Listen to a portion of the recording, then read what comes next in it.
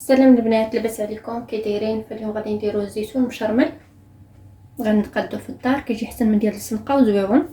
فانا هنا درت الزيتون اللي كيف ما كتشوفوا، الزيتون بالعظم، ممكن ديروه بالعظم ولا اي زيتون كان متوفر عندكم بغيتو تشرملوه. فغادي نحتاج هنايا الربيع مقطع، واحد الحامضه مصيره مقطعه، ورق الرند، وعندنا هنايا الثومه، دايره 3 ديال الفصوص مقطعين بالطول كيف ما كتشوفوا، ولا ممكن تخليوهم صاينين، معلقه ديال الهريسه بالنسبه للناس اللي كيبغيو الحار، اللي ما بغاوش الحار ماشي مشكل ما يديروهاش. هنا شويه ديال الزعتر، ورقه ديال الزعتر. وهنا غادي نديرو واحد الفلفله حاره مقطعه، انا دايره فلفله مخلل. وغادي نحتاجو هنايا شويه ديال الكمون وشويه ديال الملحه، ردوا البال من الملحه حيت راه كاينه ديجا في الزيتون وكاينه في الحامض مصير. وعندنا هنا شويه ديال الوزار وشويه ديال الفلفله حمراء حلوه. فغادي نديرو التوابل ديالنا،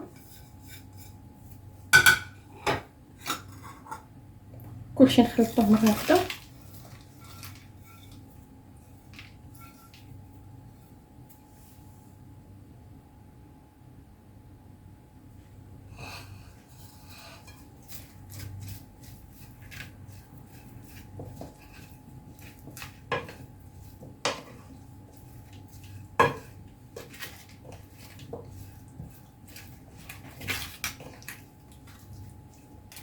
كيجي زويون، نجربوه، متاكده ما غاديش تبقاو تشريو جاهز ديال الزنقه.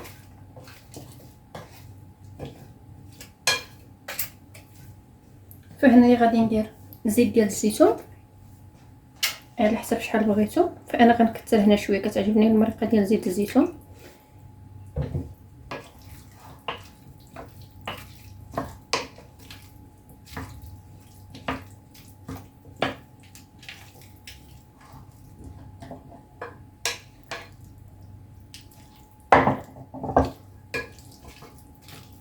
فانا هنا غنخلطو مزيان كيف ما كتشوفوا، باش ديك العطريه كتدخل لنا في الزيتون مزيان،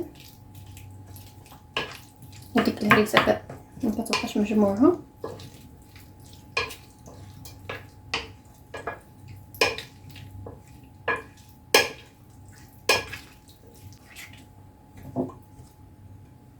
كيف ما كتشوفوا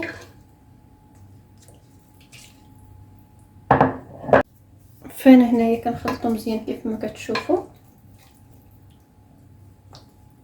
وكنخليه